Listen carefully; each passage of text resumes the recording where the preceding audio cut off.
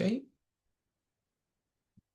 great. So, welcome to Active Travel Cafe for the 2nd of December 2025. Tonight we have Chris Steibelt from the Friends of Rother Valley Way in Hampshire and Sussex. I've got that right. Um, and he'll be talking to us about rural active travel routes and the difficulties of getting them created. And we'll look forward to that. As ever, we will start with the crowdsourced news from where you are or around the country. And away we go, Bob Davis. Hi, You're on mute. everybody. Great. Um, Thanks, Robin. I don't know if you said anything about the budget last week. Um, No, because it hadn't happened this time last Tuesday.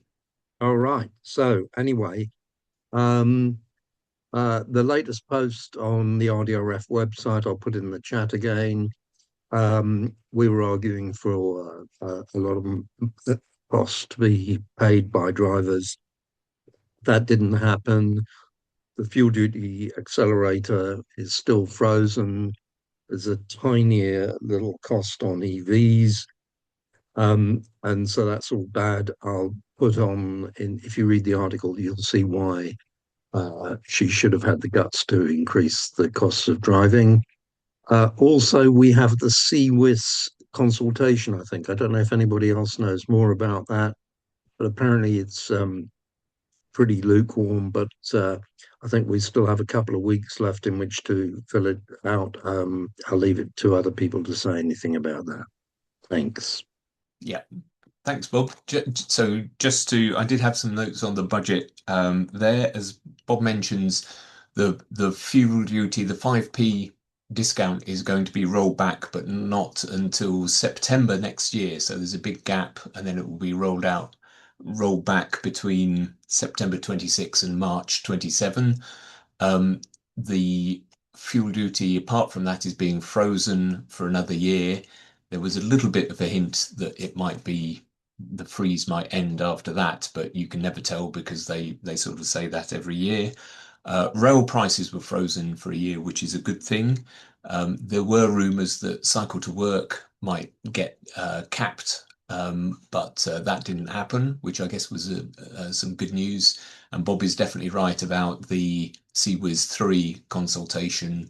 I've talked to quite a few people about this who all think there's a distinct lack of numbers. The kind of words are good, but the lack of numbers, both on the targets and the investment, which is after all an investment plan, is not good. And the more of us who respond on that consultation, which is due by the 15th of December, the better we have a chance of changing that. H, over to you. Your news for tonight. You're muted. That's it. I'll let off. Yeah, excuse us. Bringing dinner in and all sorts of other things in the ward. It's a problem. Basically, a success after 40 years, perhaps. I built the Loch Lomond cycle route in 1985, and they're doing some work on a railway bridge, which is taking its off, and they're diverting the cycle route. We might at last make a connection we provided for 40 years ago. It took us 36 years to get across the swing bridge at Poling. That was done a few years back. And now we might just get the section we need finished. Only 40 years. So there's that. People in the Glasgow area, if they can post me separately on my Tramsol email and contact details, because I do need to get some things in and out and somebody to accompany to make them happy, because the mobility issues. And I think that's possible. Oh, and I had a bus driver. Some very interesting data I'm collecting here. Being in the hospital, there are staff driving less than 2 miles to get into the car park, and up to 20 minutes trying to find a parking space for a 2 mile journey. And one of them does it so they can get to the gym. We've It's just delightful launched. that Yeah, nothing stops you, H. yeah. Well, we've just launched. We've got Voy bikes in here now, and it only takes 10 to 15 minutes on an e-bike to get between two hospitals. It'll take you about 30 minutes to drive from Gartnavel to the Queen Elizabeth, round the roads, and it's only 10 minutes on a car or a bike through it. I'm getting so much fantastic data, and finally off. In the bed opposite, I had a bus driver who drives the bus route outside, and so he compared notes on the passengers he gets. Thanks. Thank you. Thank you. Any other news from around the country? Okay, a bit thin today. Well, I've also got a start of works on a cycle route near Abingdon that has been a developer is paying for, and it will be the first of what we might call the Oxford Greenways. It's not actually branded as such, but we've been waiting for them to start work. It's one of these where it's connected with the housing development, but of course they have to build all the houses first before they're actually committed to the cycleway. And so they leave it to the last possible minute. But it looks like the last possible minute has finally arrived, and they're actually starting to make some progress on it. So I look forward to seeing it gradually constructed as I cycle to and fro past it. Right, how are we with our presentation, Wolf? Are we looking good? Can we pop it on the screen? I was just discussing with Sally whether I shall share it from my end. Let's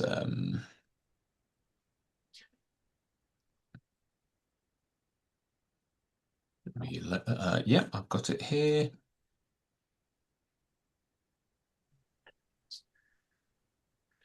Okay, we're going to do this without rehearsal, so let's can I share?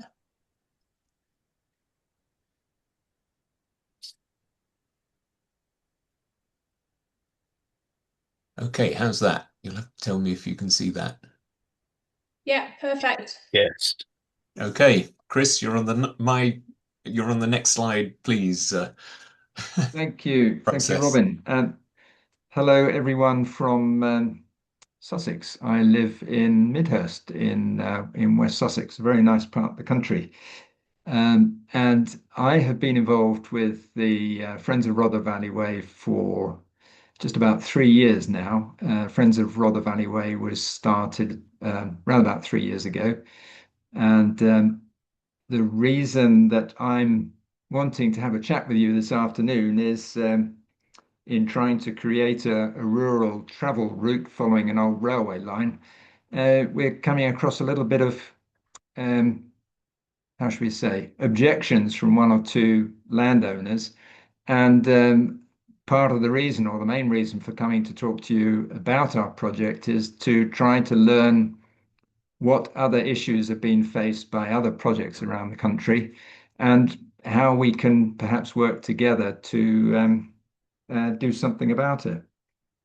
And if I say, if I appear frustrated at times, then I should explain that I worked for many years overseas, and I lived in a country where we had what people would describe, or a chap that people would describe as a benevolent dictator. And this chap would decide that he wanted a highway built or a railway built or a new city built, and it would be done. He'd clicked his fingers and it would be done. There was no consultation, no discussion. The funds were made available, and hey presto, the project happened. So I've been used to seeing that going on, and then when I come back to this country and I hear 36 years, was it, or 40 years that we were being told about in up in Glasgow, gosh. People need a lot of patience to get these projects done. So let me tell you a little bit. Well, first of all, one of the reasons or why why we came to the Active Travel Cafe was it was suggested as a good forum to talk about this subject. I'm not sure to what extent rural travel routes have been discussed, but The matter was discussed in Parliament, not the Rother Valley Way, but rural routes were debated in Parliament. I think it was in June of this year. It is a very good read. You can read it up on Hansard. I can provide the link later on for those that are interested. And I'll just quote you a few of the comments that were made during that debate, which was initiated by the MP for Henley, Freddie Van Mierlo, who I understand Robin knows quite well and has been doing some, I believe, some of the pathways in Oxfordshire. He's been with Freddie on those pathways. Here's a few quotes from the debate. Mortality rates on rural roads are 2.7 times higher per mile cycled than on urban roads. Compulsory purchase orders are often wielded to make progress on road projects, but are not used to deliver cycle infrastructure. This means that so many projects barely get beyond the idea phase. In 2017, a walking and cycling strategy aimed to make active travel a natural choice. The Department for Transport Active Travel Fund was set up to reallocate road space to cyclists and pedestrians and create an environment that is safer for walking and cycling. But words are cheap, and here we are 7 years later. In rural areas, active travel is far from the natural choice. For every pound spent on cycling and walking schemes, £5.62 worth of wider benefits is achieved. In 2022, active travel contributed £36 billion to the economy. Cycling networks give rise to tourism and flourishing local businesses, encouraging institutions and services to set up in or return to areas. And the last comment I picked up was, cycling is not just a solution for urban areas, but a vital tool for rural communities. And I think that's particularly the case where we are here in West Sussex, where so many of our roads are dangerous, to put it. I'm I would say competent or experienced cyclist. I don't ride on the A road between our rural towns here. It's just too dangerous.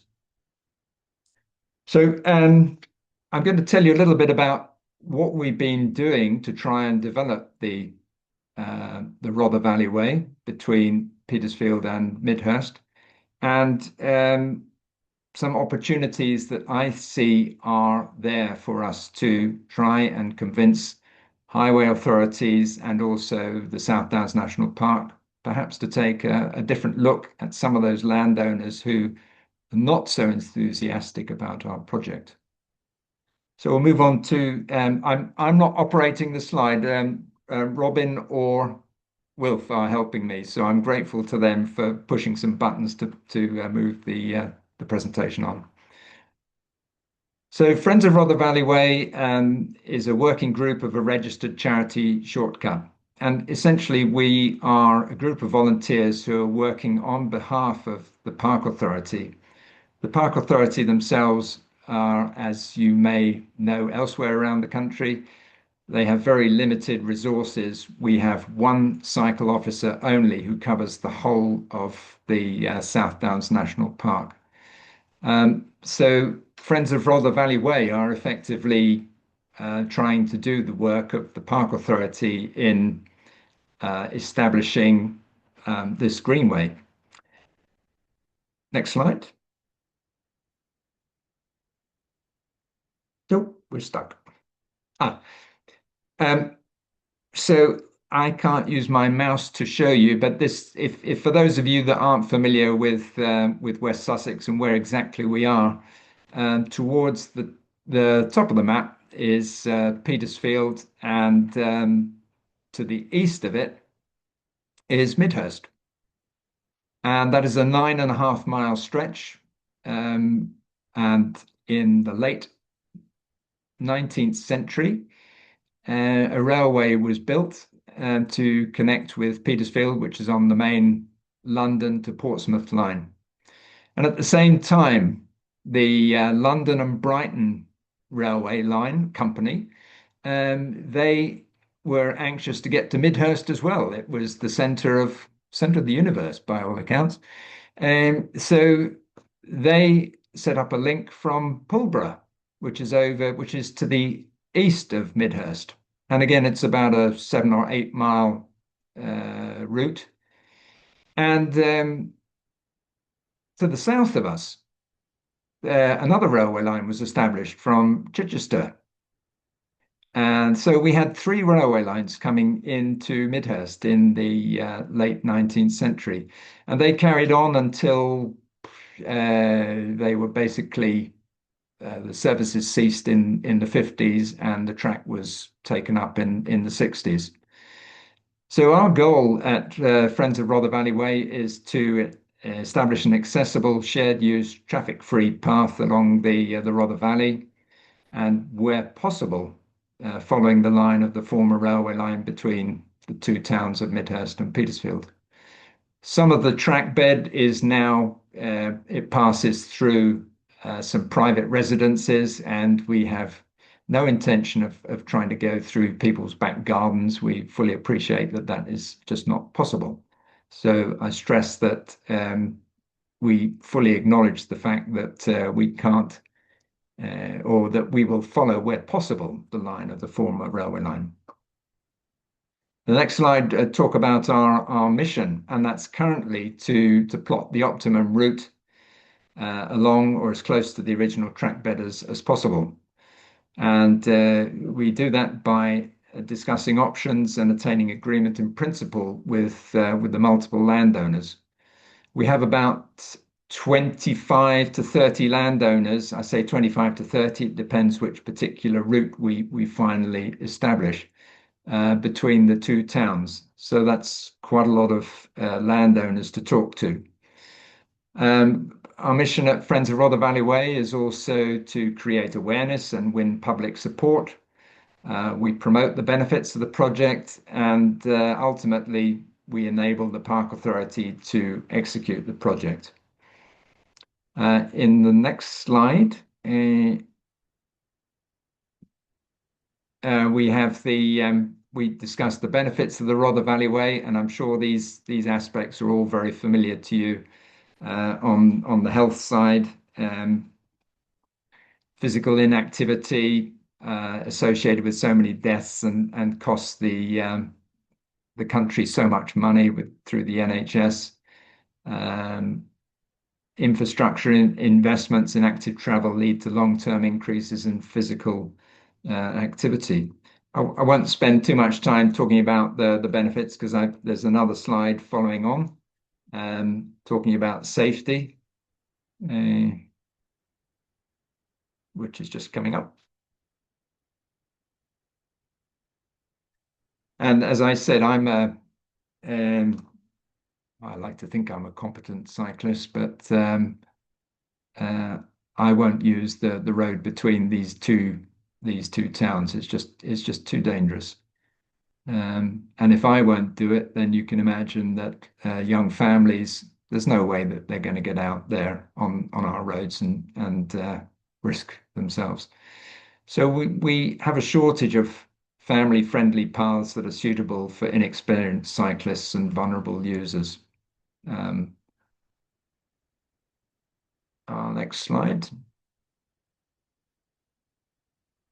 Local economic growth, and again that was touched on in with those comments in Parliament during that debate. That and I think it's just worth looking at that again. £5.62 worth of wider benefits is achieved in 2022. Active travel contributed 36 billion to the economy.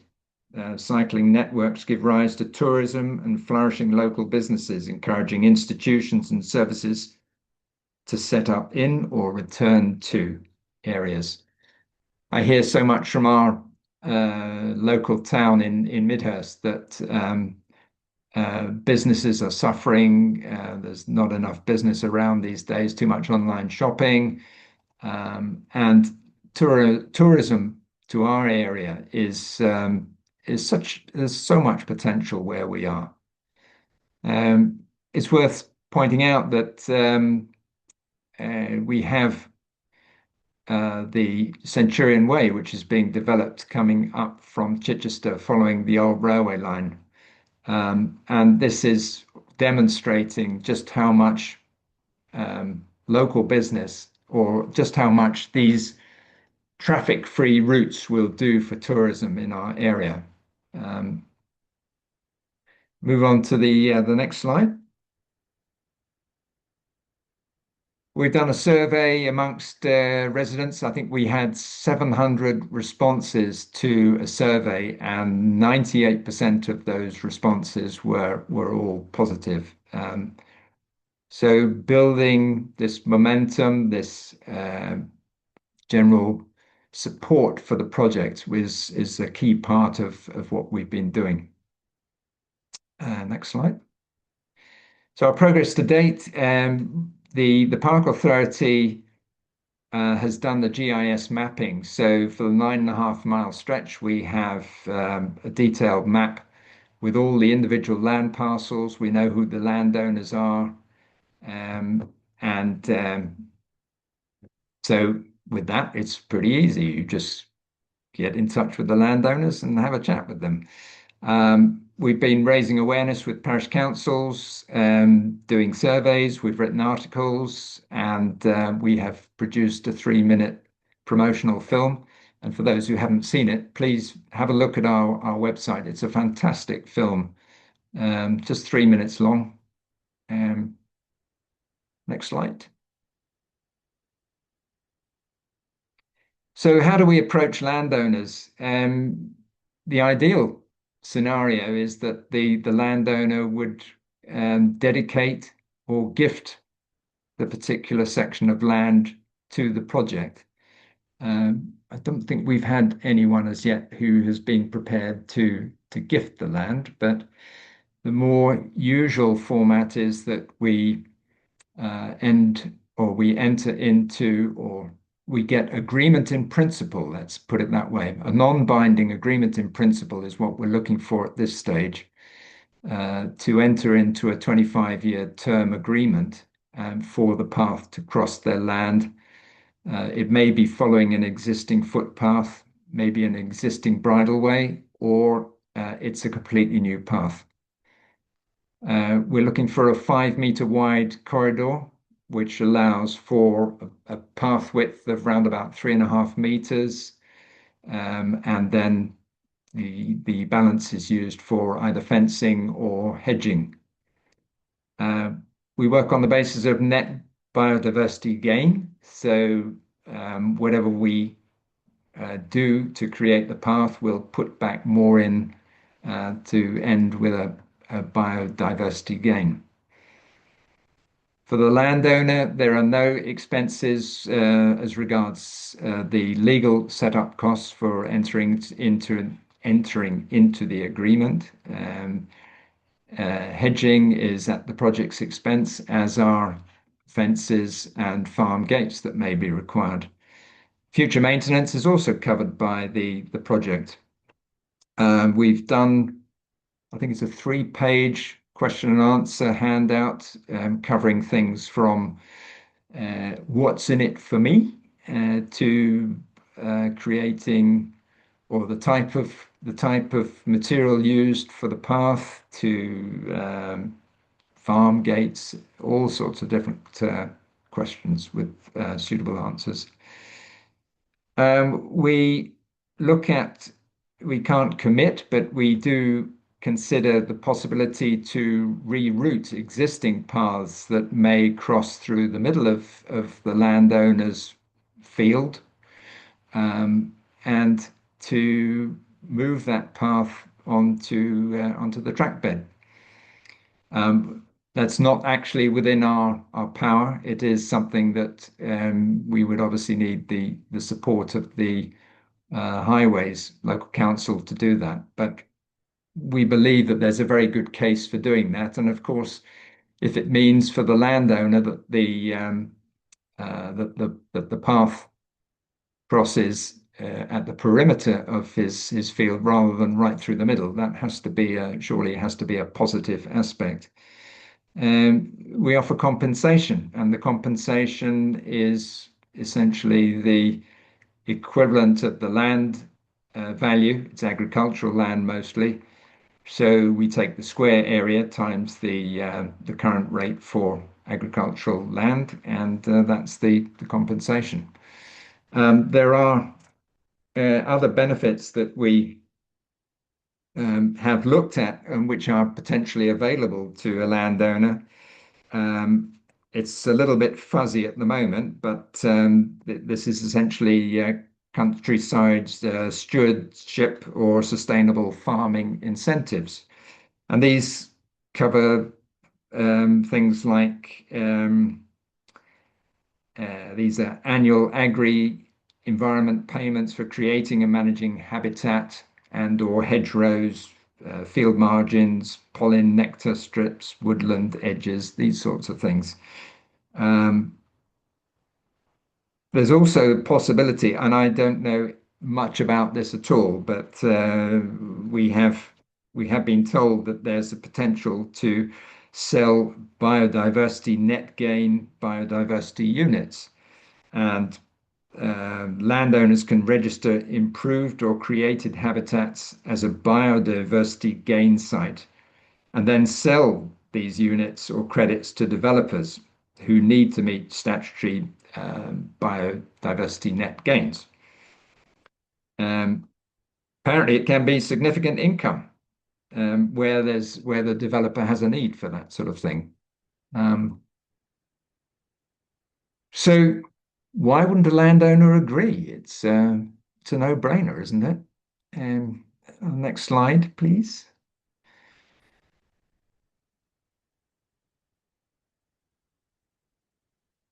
Well, a number of them have expressed concerns about privacy. They've expressed concerns about security. One landowner said to me, doesn't matter where you put a hedge or where you put a fence, if people will go where they want to go. So you can't tell me that you can provide security. Others will tell us that the pathway will interfere with their farming operations, and yeah, we can accept that if it goes right the way through the middle of their farming operation, of course. Or perhaps there is some other activity going on. In one area, we have a pheasant shoot, which of course is difficult to have a pathway going through there when people are shooting, and to consider only part of the year for the path to be open, that's not an option. Others will tell us there's insufficient compensation.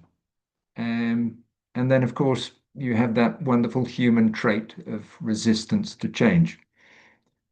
Our next slide, please. So how should we progress?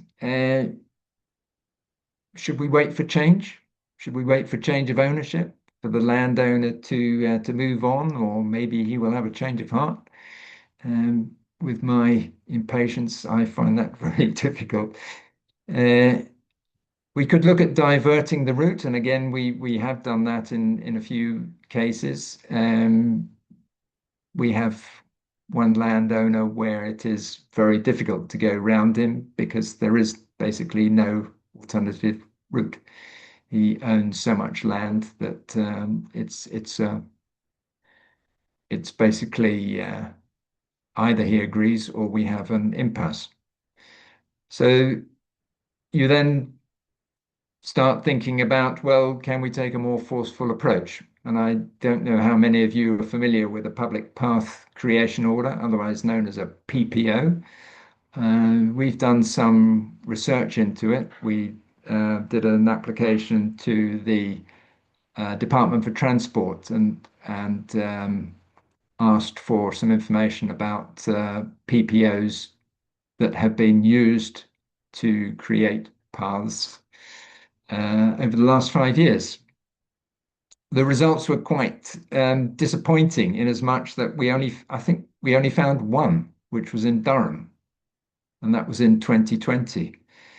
For those of you that aren't familiar with a public path order, if we look at the next slide, there's just a few pointers on PPOs.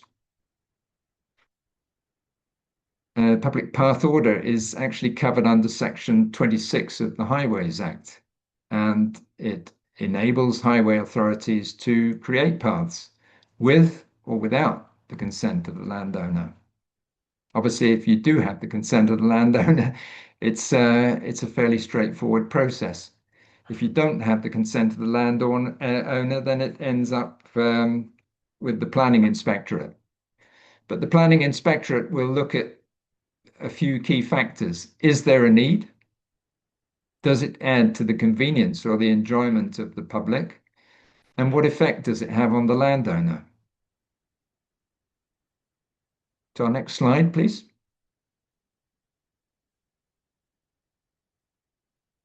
You'd think that West Sussex County Council, or indeed the Park Authority, would be perhaps a little bit more enthusiastic about using this option.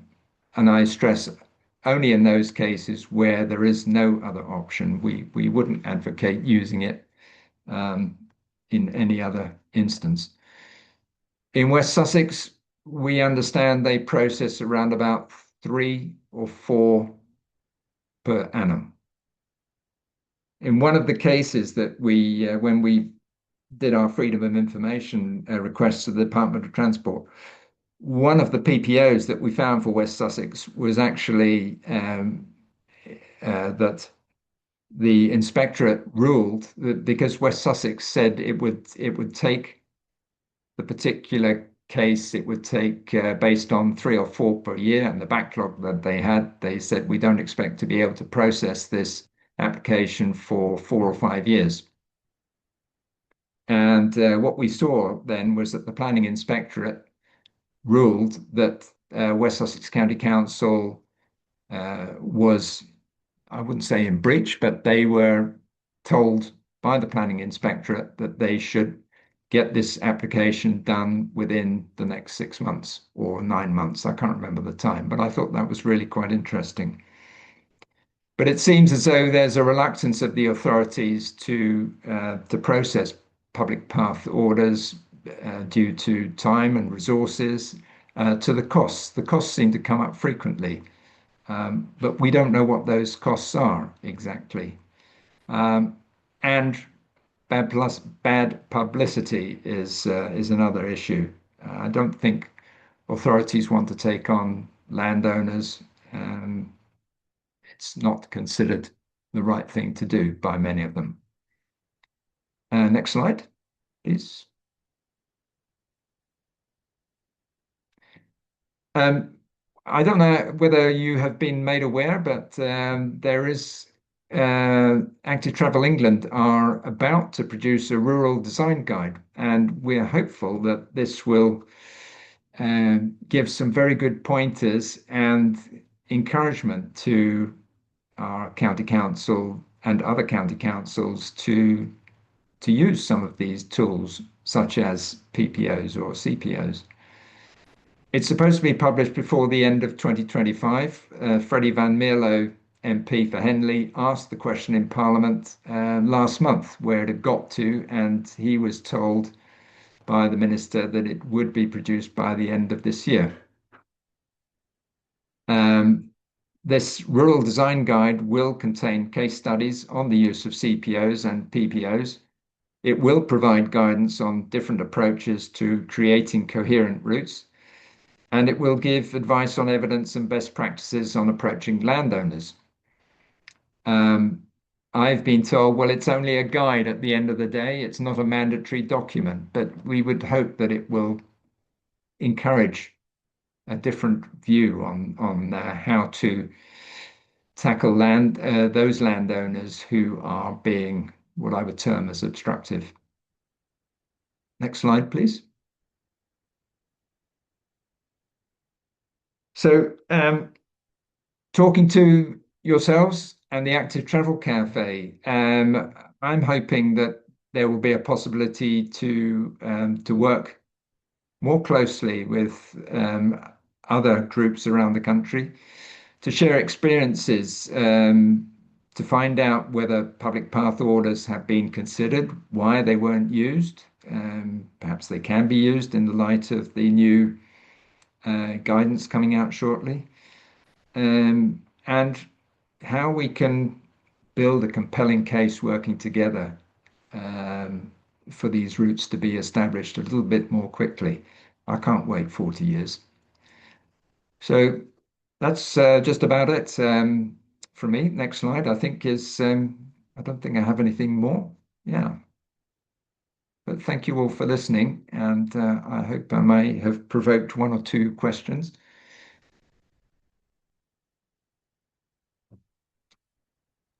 Thank you very much, Chris. That was a really interesting talk. So you had some pictures of tracks with bicycles on there. Just to check that those are existing bridleways on the routes that you would like to improve. There's not actually a route in construction or greatly progressed. I wish it was. Those are actually those photos are taken on the eastern side of Midhurst. I mentioned the Pulborough Midhurst sector, and that's where those have come from. Those are not existing bridleways or footpaths. So someone popped their bike down there and took some nice pictures. Right. Okay. So that's and then so I've been looking into this. I've been out on a couple with Freddie Van Mierlo actually, and he's on another one on Friday. Um, but you mentioned the Section 26 path um, creation order, which is part of Highways Act 1980, I have learnt, and it allows the council through a long process to create a public right of way, a footway or a bridleway. Sometimes after that, they can then use permitted development rights to surface it without going through planning permission, and sometimes it requires planning permission depending on what there was there before. The other thing I've learned is that there's also a section 25 which allows you to do it if there is permission from the landowner. And one of the routes in Cambridge, the Meldreth link, they had a amenable landowner, and what they were able to agree was that a route that was partly existing public right of way footpath and partly permissive footpath could be upgraded to a bridleway.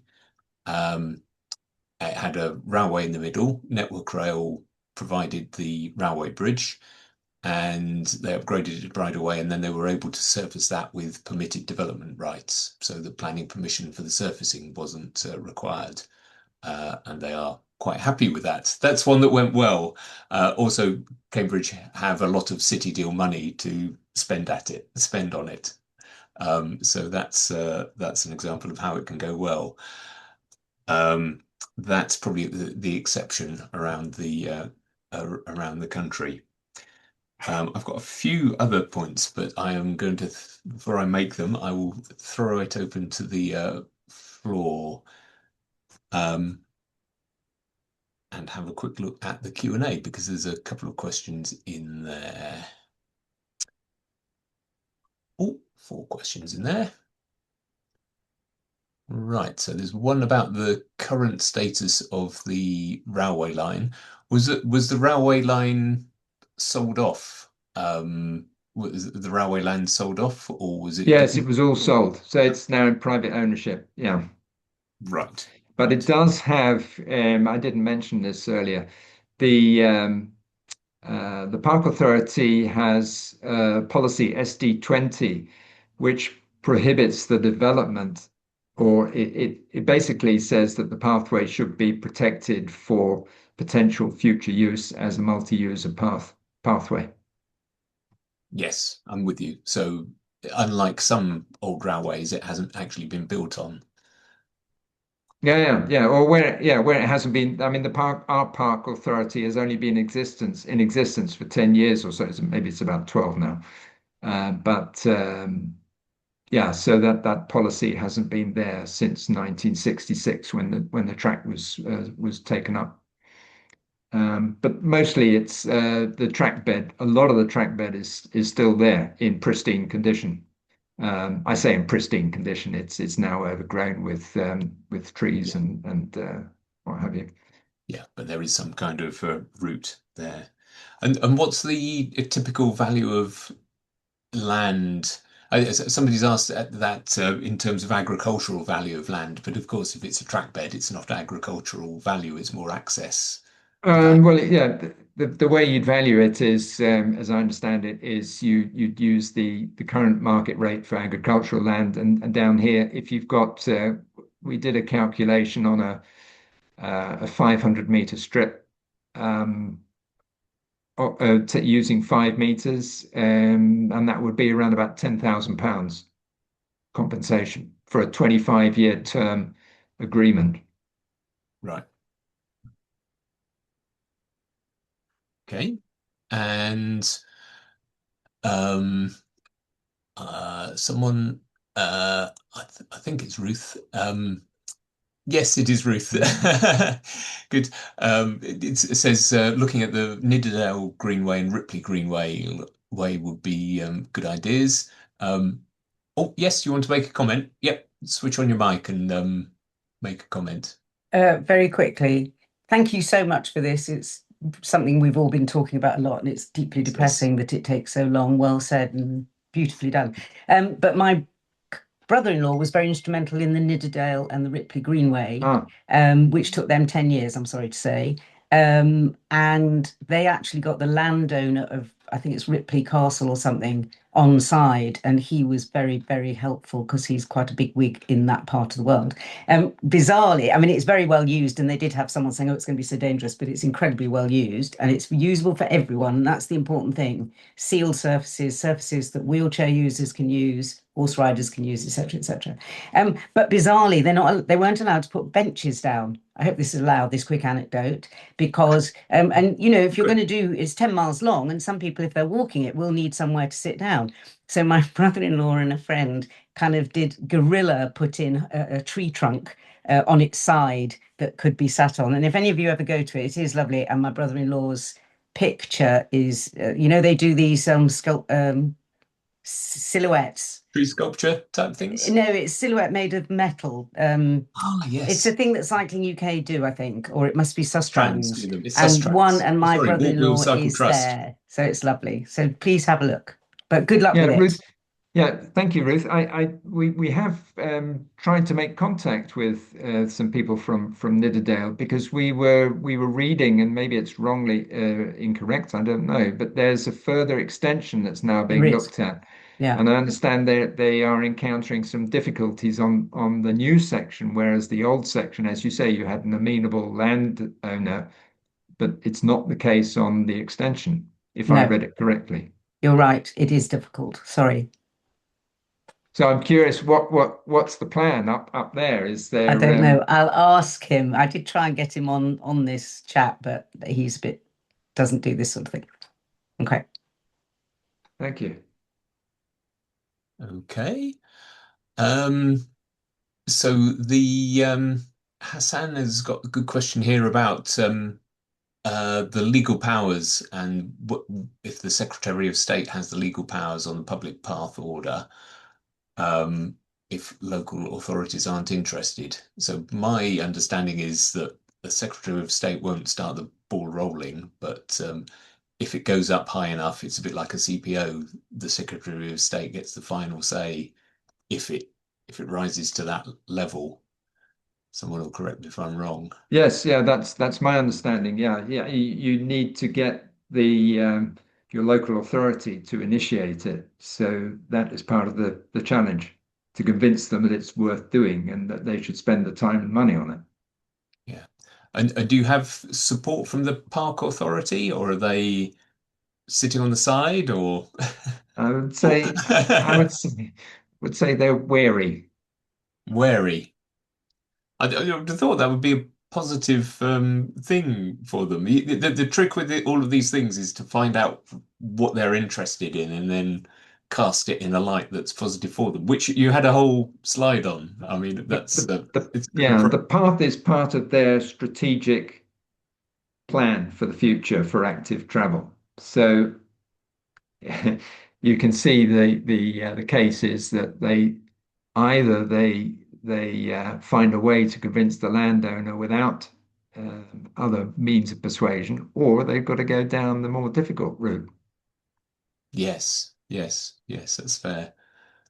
And yeah, somebody suggests talking to John Grimshaw, of course, founder of um, well, the predecessors of Walk Wheel Cycle Trust. Yeah, we've done that. Yeah, we John has been very helpful. Brilliant. And I mean, one of his recommendations was get a section started, get the momentum going.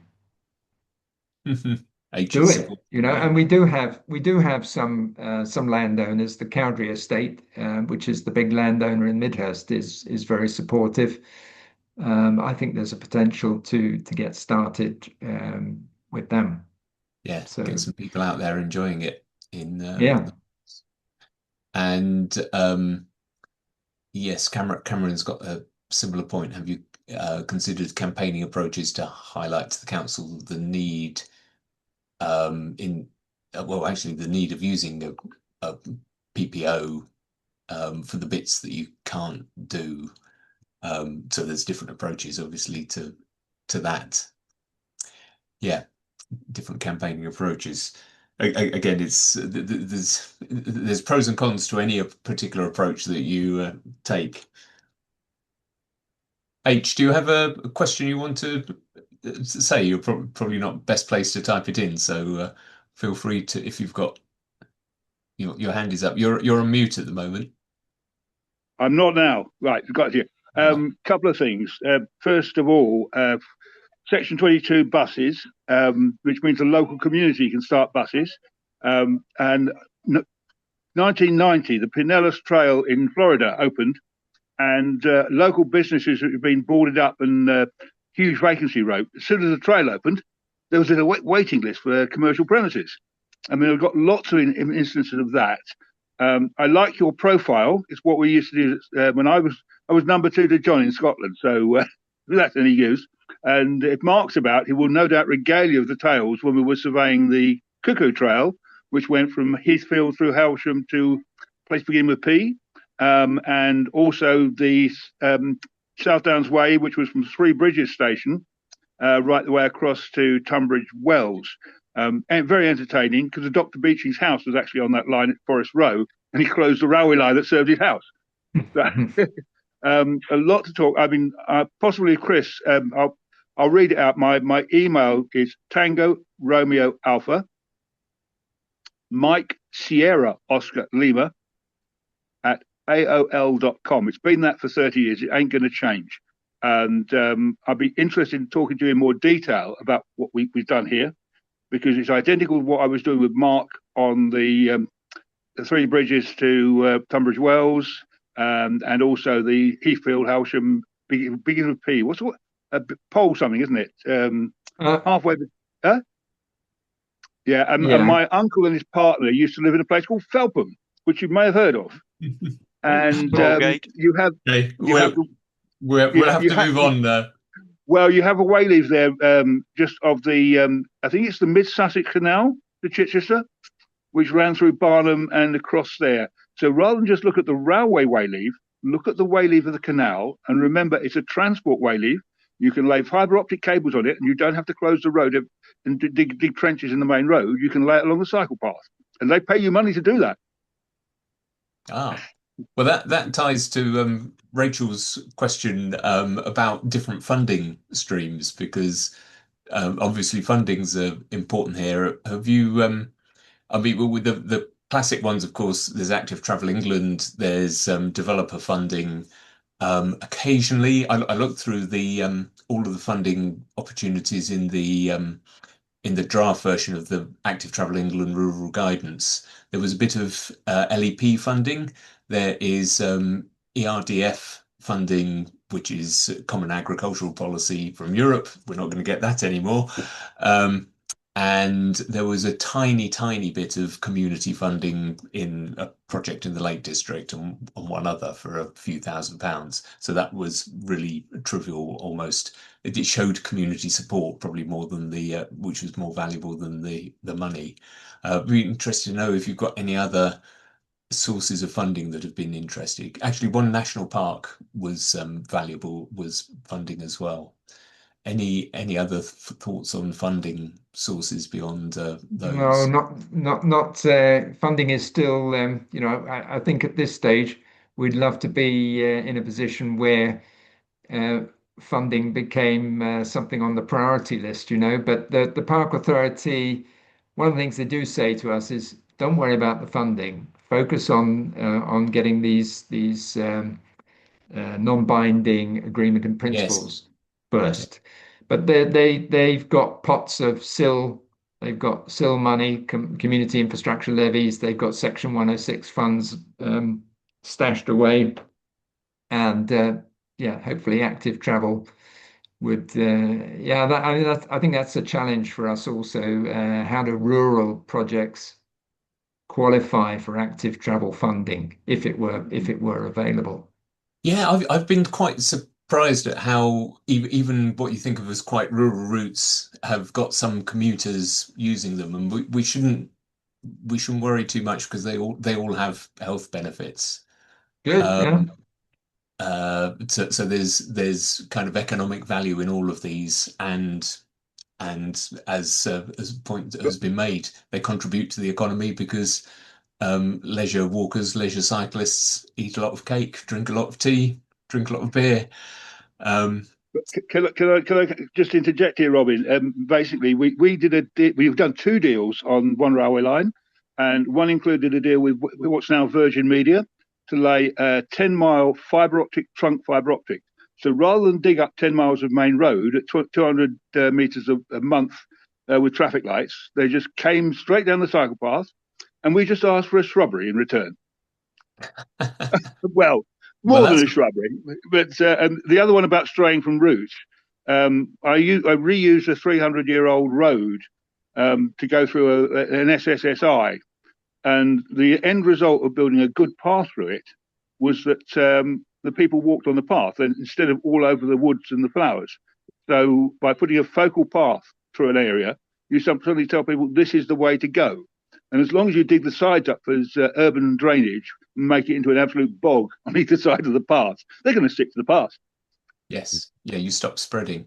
The other thing I've noted down as you were talking through security, the benefit of having a proper trail through your farm or near your farm is it provides natural surveillance because you've got a whole bunch of honest walkers and cyclists walking through who are much more likely to spot the nefarious villains who are around. Edward Lee has his hand up. Tell us where you're from, Edward, and fire away with your question.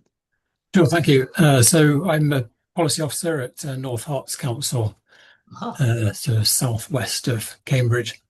So I have a question and some suggestions.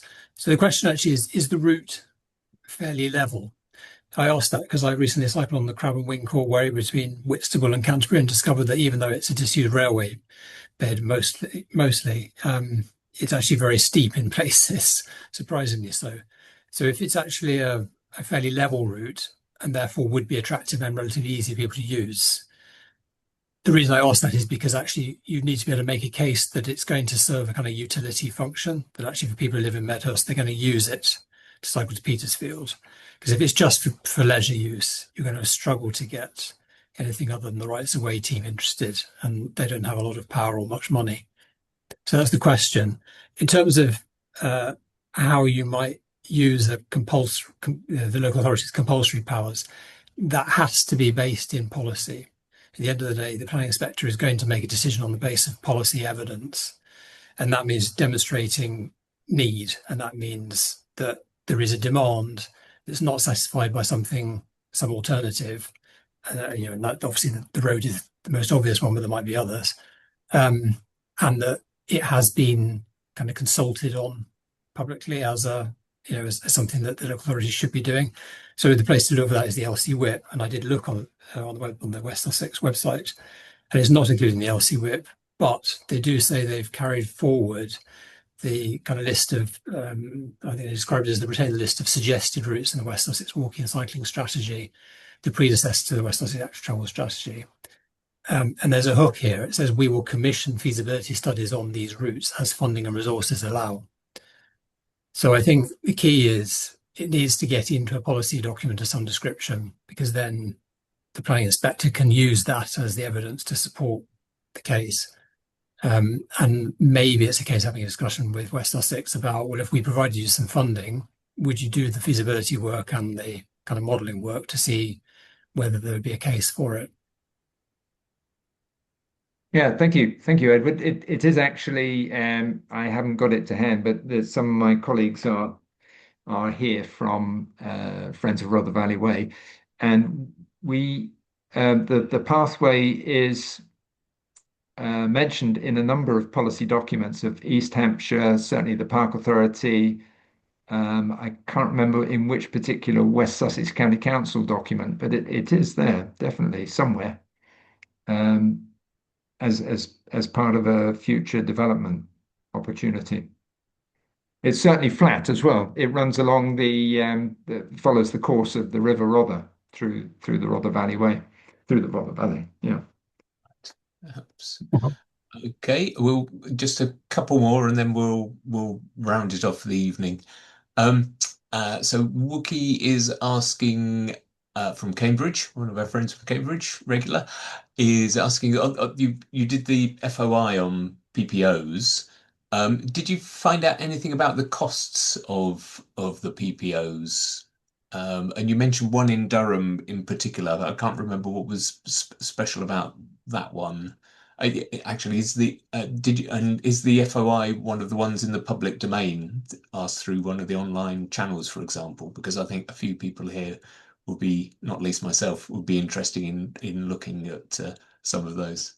I mean, I can share the response. I don't think it's. I can share the response from the Department for Transport that I got with all the PPOs basically. Sorry, what was your particular question on that?